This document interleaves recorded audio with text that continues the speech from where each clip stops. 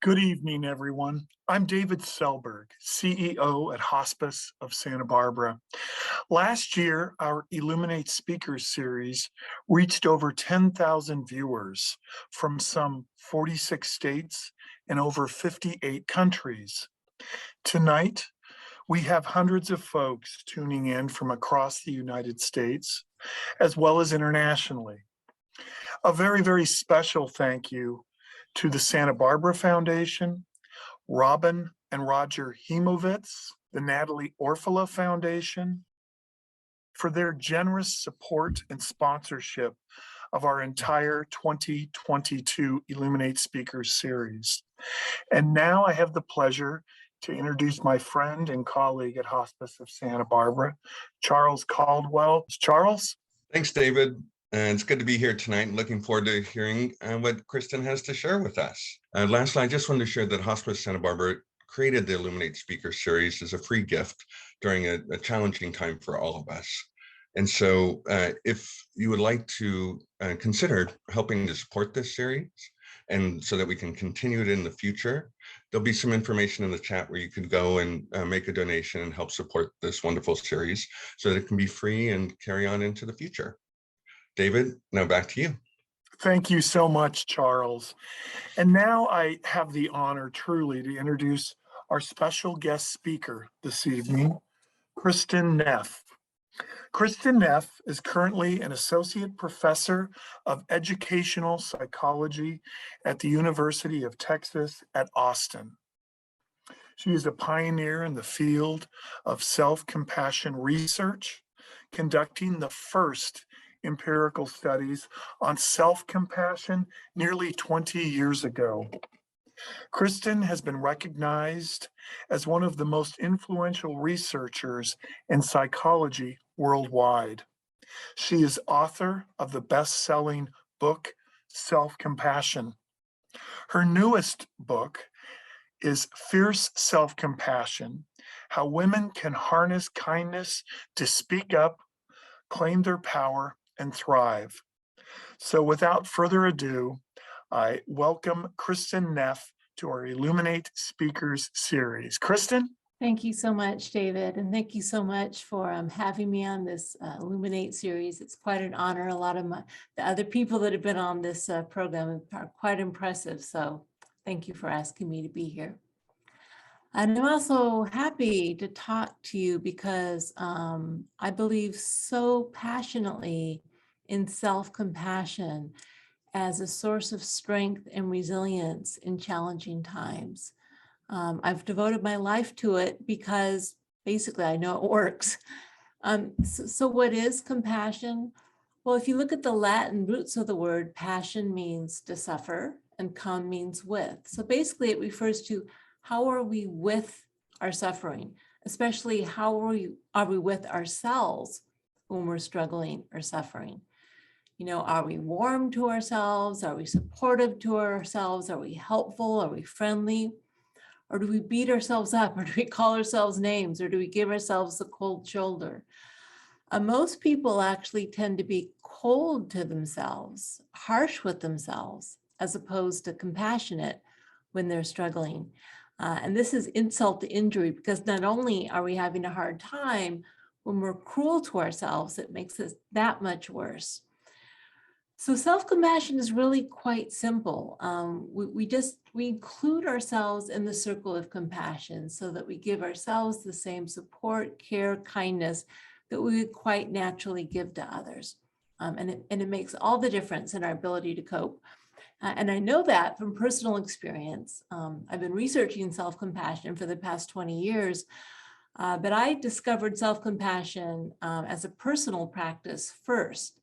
It was my last year of graduate school at University of California at Berkeley about 25 years ago. And basically, I was a mess. I had just gotten a divorce, and it was a really messy divorce, and I was feeling a lot of kind of self-doubt and insecurity. And also I was under a lot of stress because I had just spent 6 years and, getting loans to go to graduate school with no guarantees of a job. And I was really nervous about what was going to happen. And so I had heard that mindfulness meditation was good for stress. So I started learning mindfulness meditation. And fortunately for me, it was taught in the tradition of Thich Nhat Hanh, a Zen master who always talked a lot about the importance of self-compassion, of how we need to turn compassion inward as well as outward.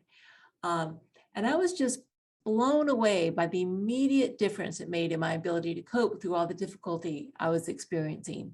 So instead of judging myself, you're a failure, you're already divorced, it's your fault, I actually started opening my heart to myself, saying, I'm doing the best I can. I'm only human. And in terms of all the stress, instead of just freaking out about what am I going to do? And, I'm going to go into debt. I'm never going to get a job. I actually consciously cultivated a supportive stance. I'm here with you. We'll get through it. We'll just take it day by day. And the moment I made that change, it immediately made me more resilient and able to cope with the stressors of what I was going through. So I know it works from firsthand experience, but I also know it works through research. So I'm going to share some slides with you actually now where I talk about some of the theory and the research behind self-compassion. And then at the end, I'm actually going to teach a little self-compassion practice so that you can experience what I'm talking about firsthand. So in terms of what goes into self-compassion, it's a little bit more than just kindness alone. There are two other elements that are needed, which are mindfulness and a sense of common humanity. So let me walk you through these one by one. The first step of self-compassion actually is mindfulness. So mindfulness is the ability to be aware of what's happening as it's happening. Now, when what's happening is painful, right, if we're having a painful thought or emotion, or maybe a physical sensation of pain, usually the last thing in the world we want to do is turn toward it with mindfulness. We want to try to escape it or pretend it's not there or fight against it. So in order to give ourselves compassion, we need to be willing to turn toward and acknowledge our suffering, right? It'd be like if a friend called you up and said, hey, I'm having a hard time. I really need to talk. And you just said, I'm too busy, or I can't deal with you right now, right? Hopefully we don't do that to our friends, but we often do that to ourselves. So really what we need to do to practice self-compassion first is just to be aware of the fact that we're having a really hard time, kind of acknowledge our difficult feelings, turn toward them and validate it. We need to do this in a balanced way, though. So yes, we don't want to ignore or avoid what we're feeling, but also we don't want to get lost in our negative thoughts and feelings. We don't want to dive in them or get stuck in them. We need a little bit of perspective so that we can turn toward ourselves and say, you're having a hard time, can I help? So that's really the first step. And then once we notice and can validate that we're having a hard time, we need to try to be kind to ourselves, right? Give ourselves some warmth, give ourselves some care, give ourselves some understanding, support ourselves, be friendly to ourselves. As I mentioned, unfortunately, a lot of people aren't warm or kind to themselves when they're struggling, especially if they blame themselves for their struggles, right? If we make a mistake or we fail at something, it's more common to beat ourselves up.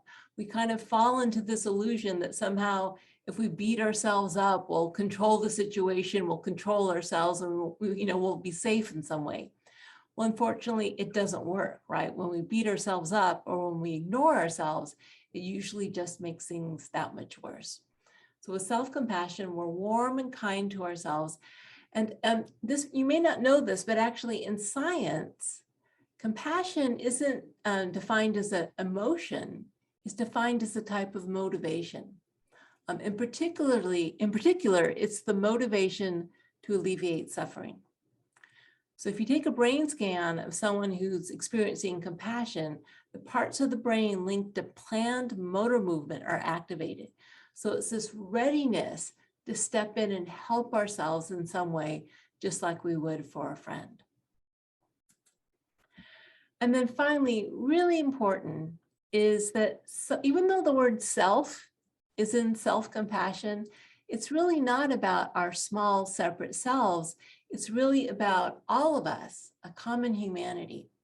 So what happens with self-compassion is we see our experience of imperfection, whether that's making mistakes or failures, or the fact that we're inadequate in some ways, or the fact that we, experience challenges in our lives, right? We get sick, we experience trauma, things happen.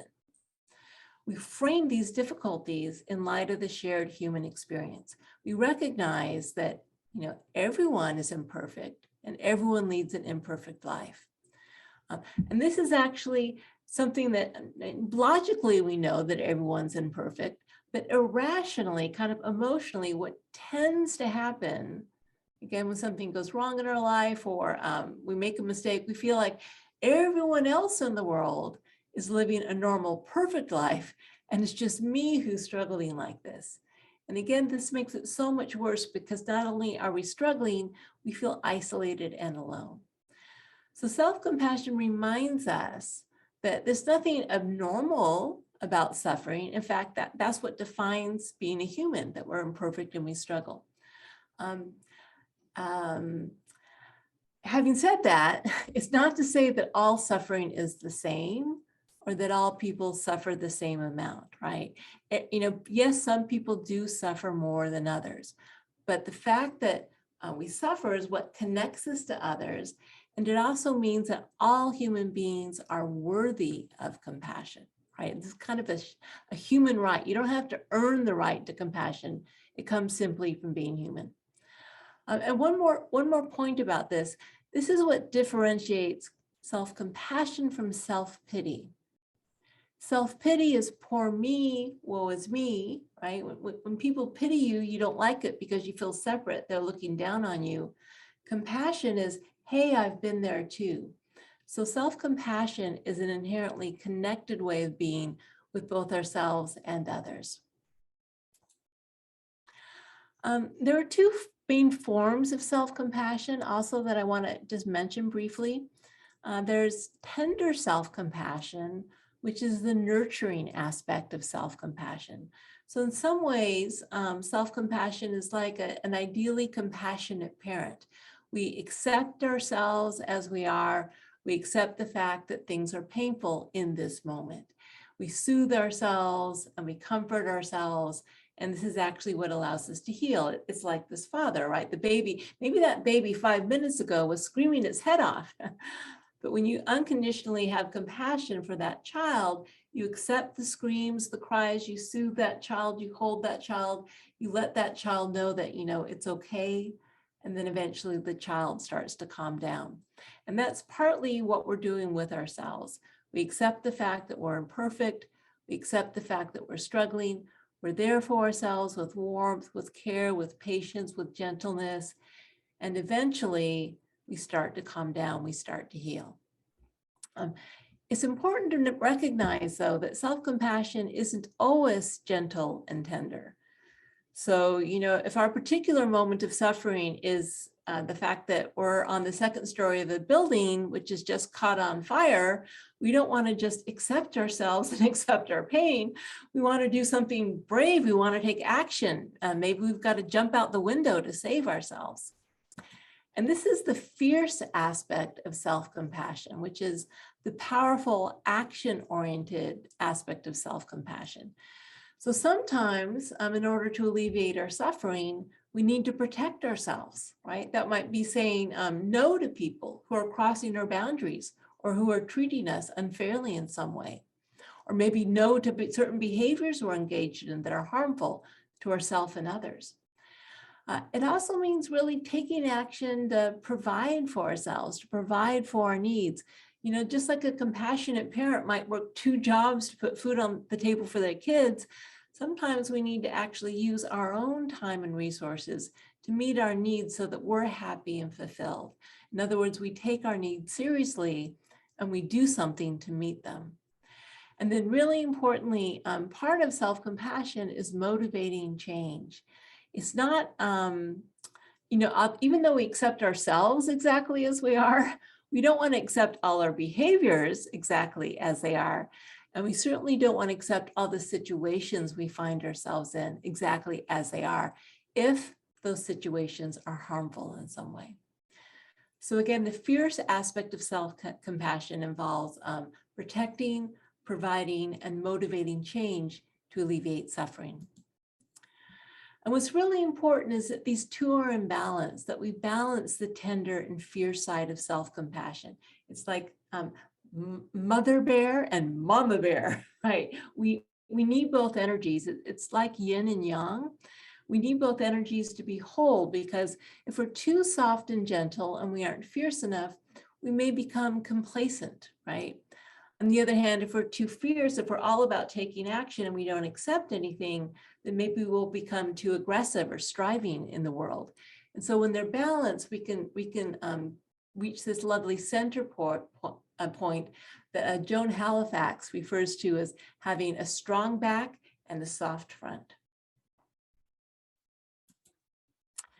So what does the research on self-compassion say? First of all, just to know there's a lot of research. Back in 2003, I published a theory article on self-compassion, and I created a scale to measure it. It's just a self-report scale that asks, basically how kind you are to yourselves, how isolated you feel when things go wrong. And for the first few years, it was just me and my graduate students doing this research. And now this is already outdated. Now there are well over 4,000 studies examining self-compassion. It's a huge field of study in and of itself now. And what are the basic findings of the field of self-compassion research? Well, the research is getting a little boring, if I'm totally honest, because it always pretty much points to the same thing, which is that self-compassion is powerfully linked to well-being. So we see reductions in negative states of mind, things like less depression, less anxiety, less stress, less shame, less disordered eating, less suicidal ideation. And why is this? Well, again, if we think of compassion as the ability to be with ourselves and our pain, to kind of wrap our pain with love, when we're there for ourselves in this supportive way, it means we aren't so overwhelmed by the pain. Again, whether it's physical pain or emotional pain. And when we aren't so overwhelmed by the pain, if we can support ourselves, that means we are unlikely to develop negative mind states like depression and anxiety, right? So things like shame may come up, they may arise temporarily, but we don't get stuck in them when we can hold ourselves with compassion. What's interesting about the research, though, is that self-compassion is equally strongly related to positive states of mind. Things like happiness, optimism, life satisfaction, gratitude. And you may be thinking, well, wait, didn't she say that compassion is all about suffering? Why are people happier when they're turning toward their suffering? Well, it's because compassion feels good.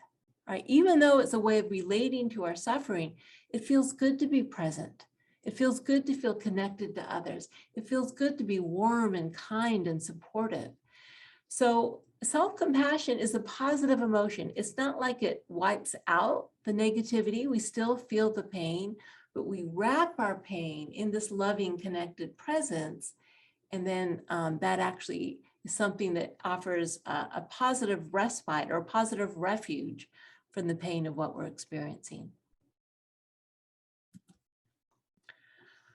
It may not surprise you to know that because self-compassion is so strongly linked to mental health, it's also linked to physical health, because of course there's a very powerful mind-body connection.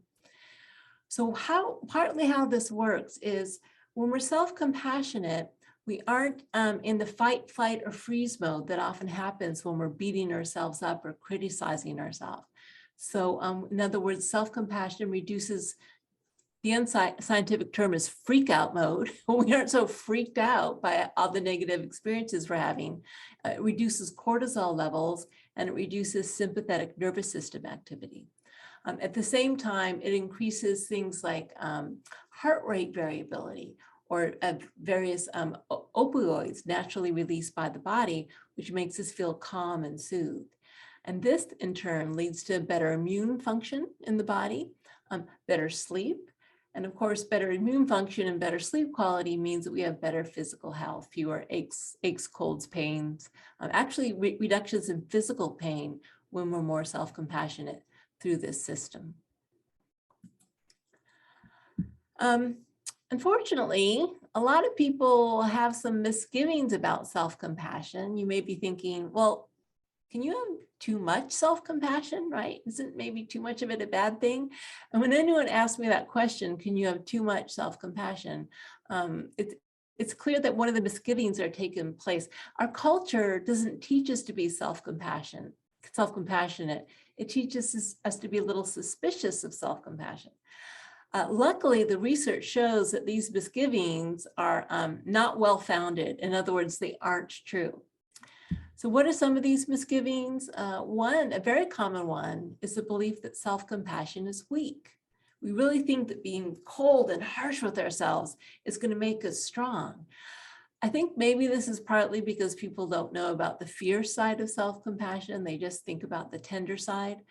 But I can tell you, as I mentioned at the beginning of this talk, self-compassion is one of the most powerful sources of strength, coping, and resilience we have available to us.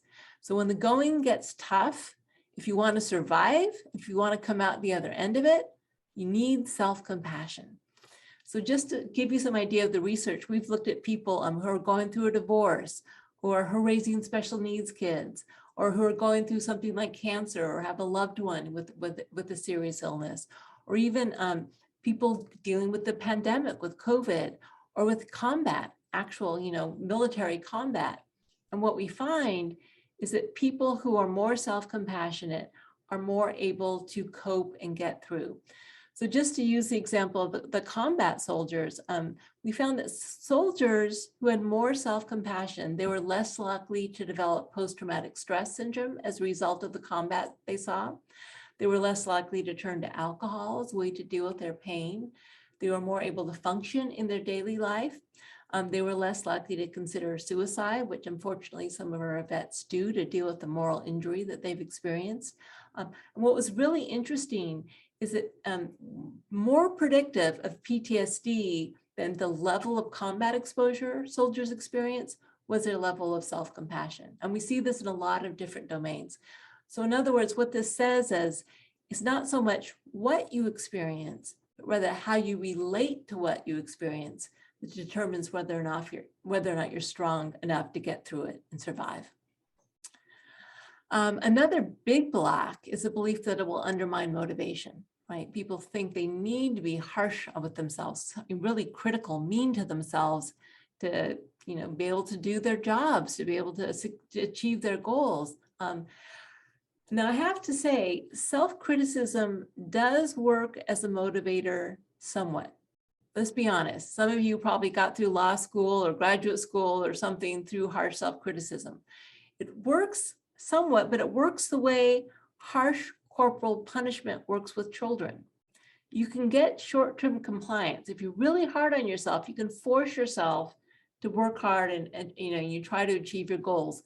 But just like corporal punishment, it has a lot of negative side effects. For instance, it gives us performance anxiety. When we're so afraid of failing, if we try, then that means it's going to give us anxiety, and that's actually going to undermine our ability to do our best.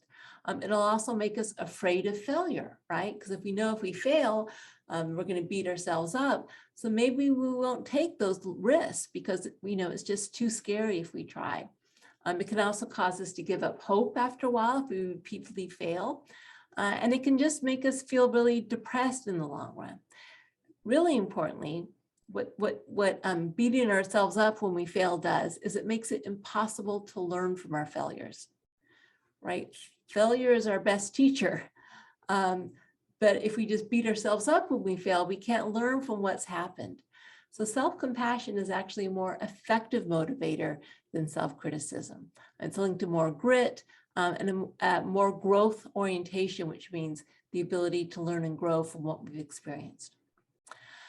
And another big block to self-compassion is the idea that it's selfish, right? And this is partly because, again, it starts with the word self. And some people said, Kristin, why did you call it self-compassion? Why don't you call it something else like inner compassion?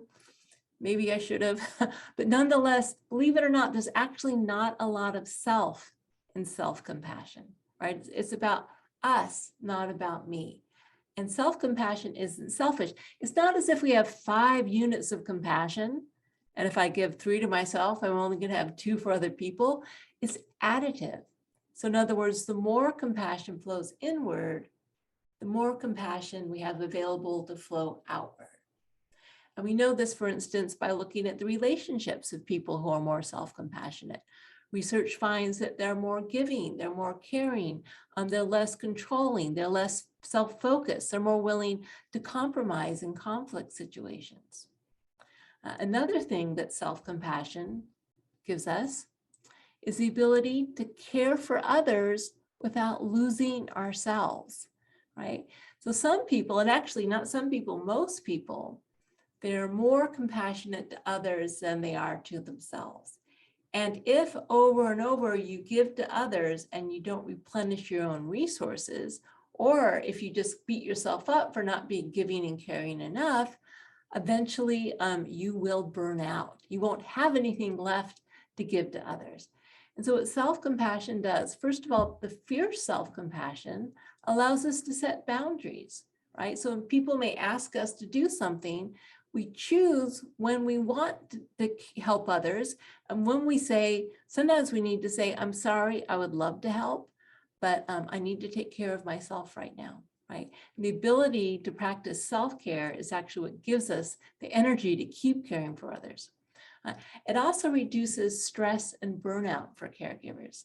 And partly how it does that is when we are caring for someone in pain, we actually feel their pain. Our brains are designed to feel the pain of others. We have specialized mirror neurons. A whole empathy system means that if we're sensitive, we feel the pain of others.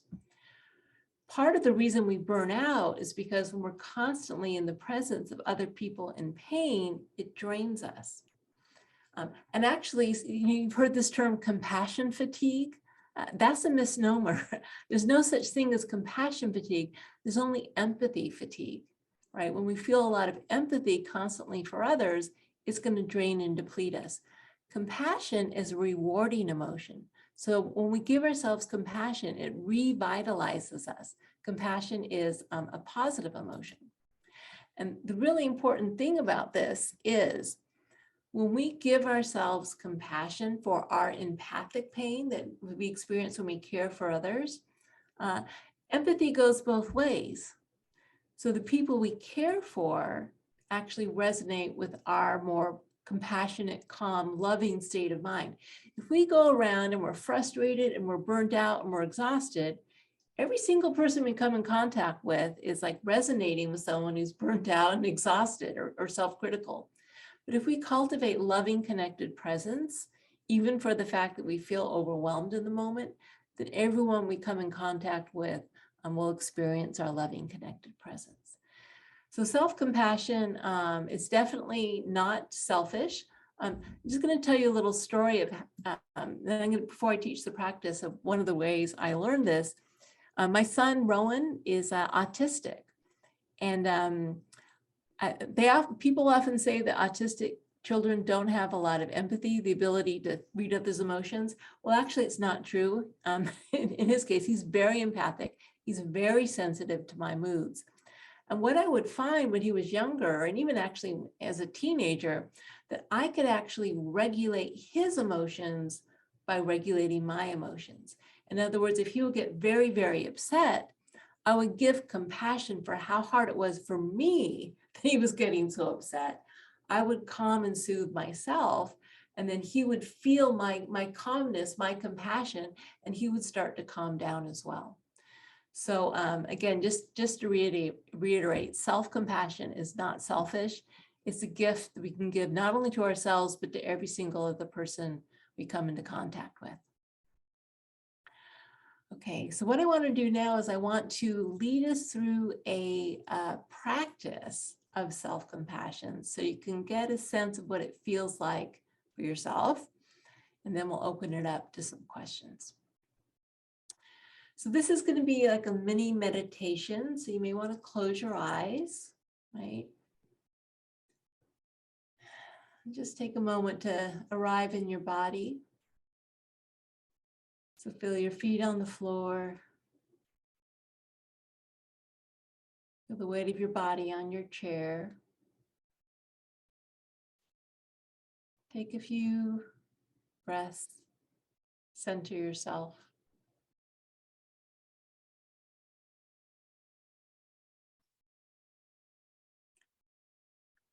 Okay, so what I'd like you to do now is think of a situation in your life that's causing you some distress.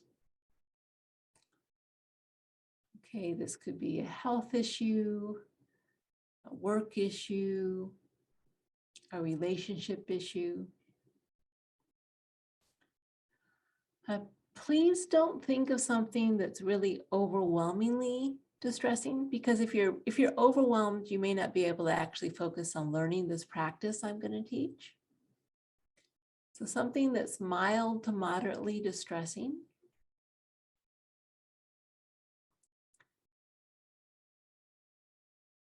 Okay, so calling the situation up in your mind's eye.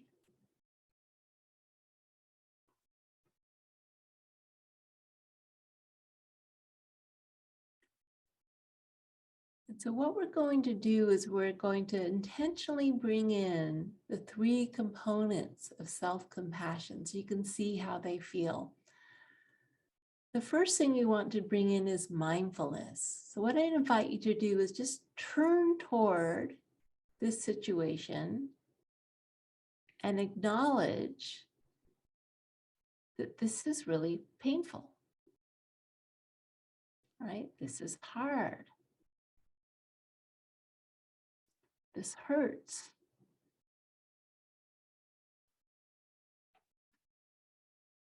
And we're just seeing things clearly. We're being willing, being brave enough to turn toward the pain. This is hard. This hurts. This is a moment of suffering.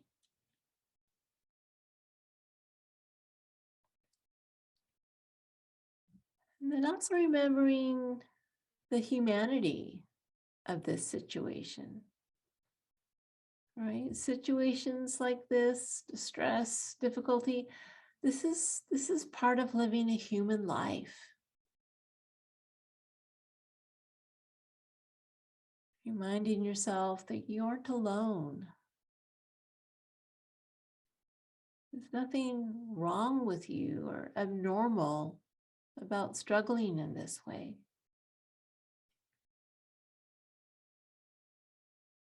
You aren't alone.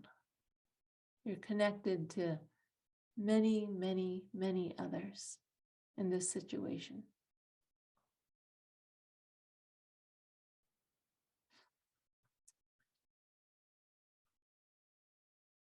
And then we want to bring in the warmth and kindness. And one way to do that is with physical touch. So if you like, you may try putting both hands over the center of your chest, over your heart center. And then just feeling the warmth of your hands on your body. Maybe again, just reminding yourself of your situation you're going through. Right, and kind of physically holding yourself with your hands as you remind yourself of this situation, this distress.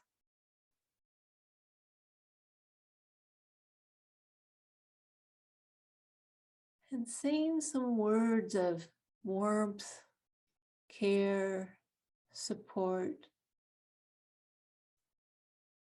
that are the type of thing you might naturally say to a friend that you cared about. Right? Something like, I'm here for you. Or It's okay to make mistakes. Everyone does. Or I care about you.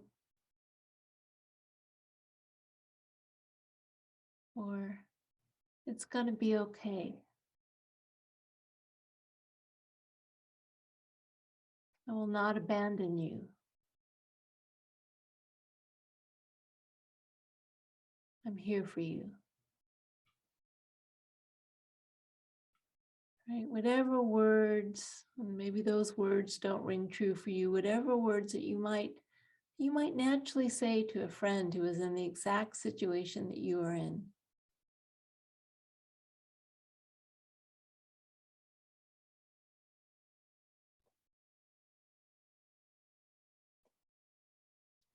Just try them out with yourself.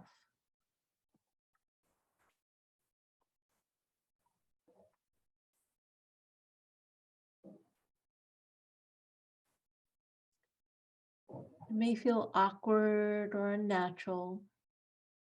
And if so, let that be so.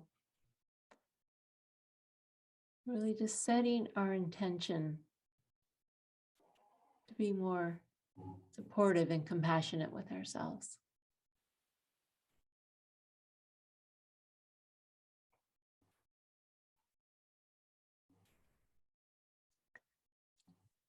Okay, and then when you're ready, you can open up your eyes.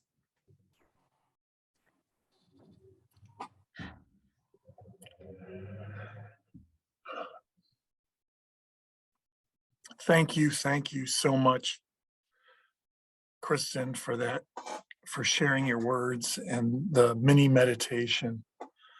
Very powerful. Now I have the pleasure to introduce another Kristin that we know, Kristin Rome. And Kristin Rome is Hospice of Santa Barbara's spiritual care counselor. She is an ordained Unitarian Universalist minister and provides spiritual support to those who are at the end of life or who have a life-threatening illness. She offers this type of support to family members and caregivers of our patients, as well as to Hospice of Santa Barbara's volunteers and staff. Kristin Rome, I'll hand it over to you to begin the conversation with Kristin. Thank you. Thanks. Thank you, David. And I'm so pleased to be here this evening with you, Kristin, and with our online Illuminate community. Thank you for sharing your wisdom with us tonight.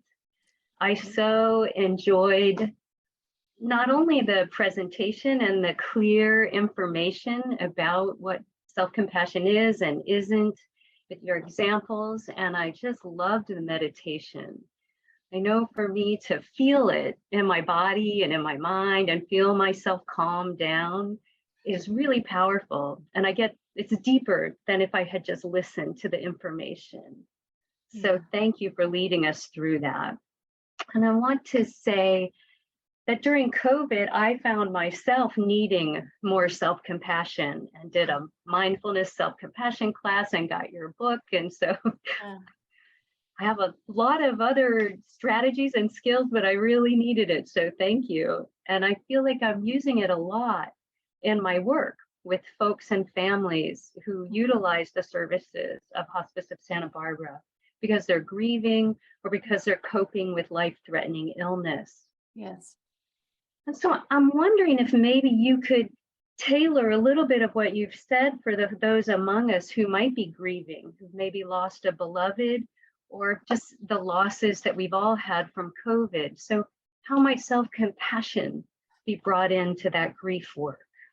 Yeah, well, personally, I don't see how you can even go through grief without self-compassion. I mean, it is absolutely essential. Grief is so intense, and if we fight grief or we suppress it, right? It's not like it goes away, right? It can actually intensify it, or it can manifest in our body, or it can lead to, it's really hard to get through grief unless we open to it and unless we feel it. Now, having said that, we also want to do it in a self-compassionate way, which means at a pace that's right for us, right? So we don't want to necessarily just fling open the doors and let like the bulldozer of grief run over us. On the other hand, if we just shut the doors completely, then that's not going to be helpful either. So really, self-compassion is a way of asking, well, what do I need right now? And so opening up to the extent that feels safe, that we're capable of more and more. But really with this, you see I'm sitting up straight because I'm thinking of that strong back, soft front. So we need the strength, and that's the fear, self-compassion, the strength to open it, bravery, courage to open up to what's happening, but they just incredible warmth and tenderness for the pain we feel. And what starts to happen with self-compassion really is quite remarkable, is instead of being totally lost in the contents of our experience, the painful emotions or sensations or memories or feelings, we actually start to kind of rest more and more in the loving, connected presence that's holding the experience. So we start becoming, our awareness becomes more saturated with the compassion as opposed to just the pain of what's happening or the grief of what's happening. And so it allows us to be with the grief without being totally overwhelmed by it, because again, we're kind of sitting and we're taking refuge in the love, this experience, this holding is a better way to put it, this holding the grief and the pain. So I just think I can't even imagine getting through grief without self-compassion. It makes it bearable. It's still unbearable, but it makes the unbearable maybe workable is a better term than bearable. Yeah, that seems like a good term. And I like that question, what do I need right now? And how can I be with myself so I can feel what I'm feeling and access some support? And actually, sometimes the answer may be right now, I can't feel, it's too much. I need to go to work. And so, compartmentalization, that also has a place in all this.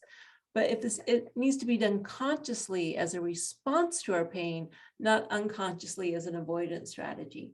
And then when you do it consciously, then when you have the resources and you have the support you need and the time and space you need, you can allow yourself to process more. Thank you. That's helpful. And I'm wondering if we could go a little deeper into the challenges, like when, I think you touched on this in your presentation about when we're in a hard situation, whether that's grieving a beloved or maybe getting a cancer diagnosis or recurrence of cancer. I feel like I notice, maybe more now than usual, the tendency we humans seem to have to make a hard thing harder by kind of turning inward with some self-blame or criticism. Yeah. I might hear people say something like, if a recurrence of cancer, like, didn't I fight hard enough? Or didn't I make enough changes? Didn't I do what they told me? Or a family member who might say, how could I not have seen the warning signs and gotten them to the doctor? So I'm wondering, how might self-compassion target that tendency we have? Yeah, and first of all, just to say that tendency is very natural. And also self-criticism is natural, because if you think about it, it gives us the illusion of control, right? We think that we should have been able to make a different decision, or have, if we had just been a little bit different, then things wouldn't have happened the way they've happened. And in some ways that feels safer than opening to the reality that, we can do a little bit, but we don't have much control at all about what happens in our lives, right? Yeah. And so, that tendency to criticize, to judge, to blame comes from the very innocent desire to be safe. But unfortunately, of course, it doesn't help us be safe. It makes it that much worse, because when we're criticizing and blaming and shaming ourselves, And actually what it does is it makes it harder for us to see clearly what's going on, because we're just like, we get so overwhelmed by the shame and the blame that if we can't see clearly what's going on, we may miss some opportunities, some different, different choices we can make that actually may be helpful. So it actually makes us less in control because we're less aware of what our potential choices are, right? So again, it's natural, but it's just not very effective. So you can even give yourself compassion for our natural tendency to shame and blame ourselves and to say, oh, I'm just trying to be safe. And then is there another way I can be safe? And yes, there is. And that's being helpful and supportive. Oh, that's a nice suggestion of that turning, acknowledging, oh, this tendency to blame myself. I'm just trying to feel safe or in control. And yes, how about we try something else? yes, yeah. Yeah, exactly. Like my son, my son always says, Mom, I don't want to accept the pain. And I feel like, good luck with that one, sweetheart. It's like, I wish that worked, but it just doesn't. We know that it doesn't, but it's natural that of course we want to be in control. And so we can have compassion for that, but then open up to other ways. By the way, doesn't mean we have no say so at all. When we give up the idea of control, it doesn't mean we can't. John Kabat-Zinn, his favorite line, we can't stop the waves, but we can learn to surf, right? So you might say compassion and mindfulness, it's learning to surf, it's learning to work with what's happening as opposed to just fighting against what's happening.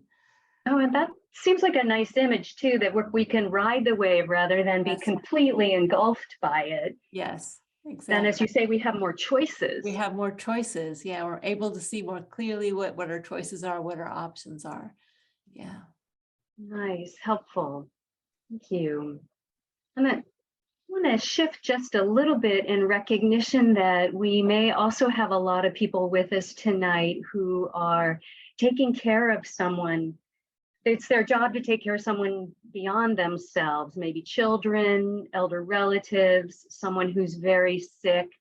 And what kind of maybe guidance or reminders might you have for those of us who are caretaking?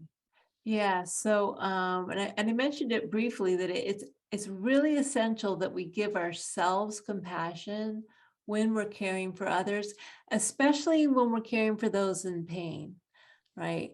If you just have I don't know if anyone exists with maybe a child without any challenges whatsoever, but most people we care for have challenges, right? They get upset or they're feeling physical pain or and especially when we are close to other people that we're caring for and we're sensitive, we actually literally feel their pain in our brains. If I'm caring for someone who gets their finger slammed in a door, the pain centers of my brain will become activated. It's real pain. This is how the human brain works. And so it's absolutely essential that we not only have compassion for those we're caring for, but that we have compassion for ourselves as caregivers. Compassion for the fact that, again, our empathic pain, it hurts. Compassion for the fact that we may feel so stressed, we may feel inadequate, we may feel exhausted, right? There are so many difficulties with being a caregiver. And the reason it's so essential is, there's really two reasons. A, if we don't resource ourselves with compassion and kindness and warmth, we are not going to have any resources left over to give to others, right? It's just our cup will run dry. And by the way, maybe you don't have time to do self-care, like get a massage or yoga. If you do, that's great. But if you don't, at the very least, have compassion and warmth. Say, oh, I wish I had. That's hard that I don't even have time to get a massage. Just that feeling that someone cares for you, this listening to you in your own mind makes a difference, right? But then, as I said before, this thing about this interactive effect, it goes two ways. What we cultivate internally gets communicated to those we care for. So, if we intentionally cultivate a compassionate, warm, loving frame of mind, that's actually a gift we give to everyone else. So one thing you can do is you can use, we teach, when we teach this to caregivers, you can use the breath. Just imagine as you breathe in, you give compassion for yourself. And as you breathe out, you're giving compassion for the person you care for. Compassion in, compassion out. Because if you don't breathe both in and out, you will die, right? In about 3 minutes or something like that, right? So that's one thing, using that as just a reminder. We have to both breathe in and breathe out.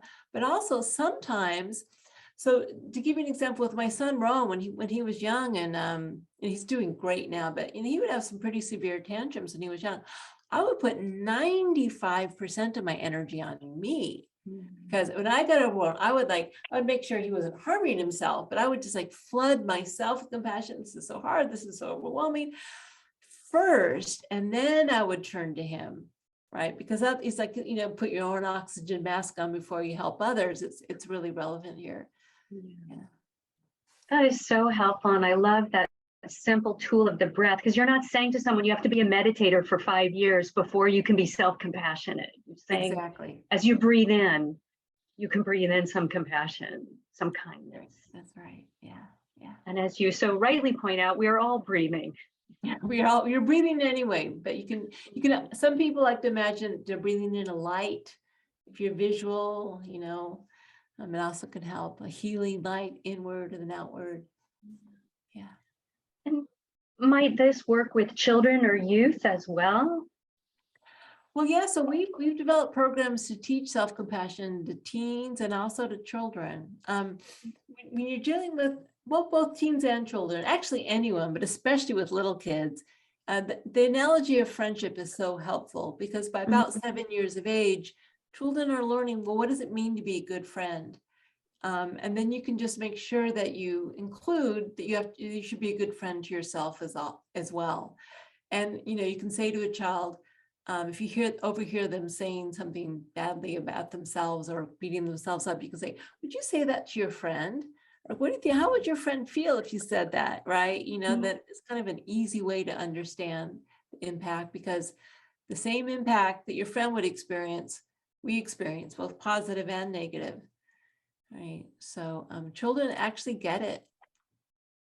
I could see that being a helpful tool with any adult in our sphere too, who feels a little like this might be too touchy-feely, but the language of, well, how would you treat a friend who is having this kind of a challenge? And or you can also use the metaphor of a coach or a mentor, right? Like, for instance, we just developed a self-compassion training program for athletes.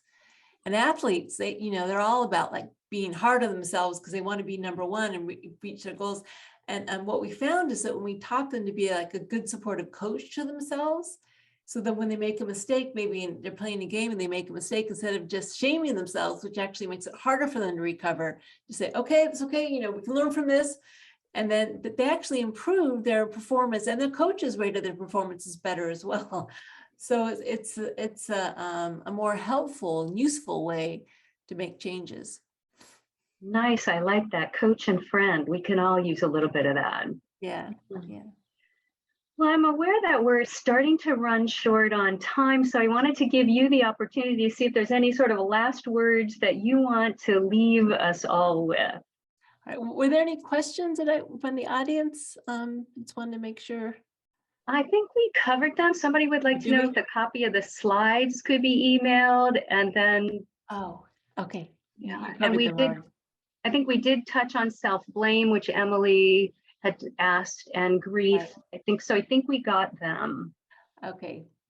Yeah. So maybe just talk a little bit more about the fierce self-compassion side of things. And I know with feelings of grief, usually the more tender, warm, nurturing side of self-compassion is most directly relevant.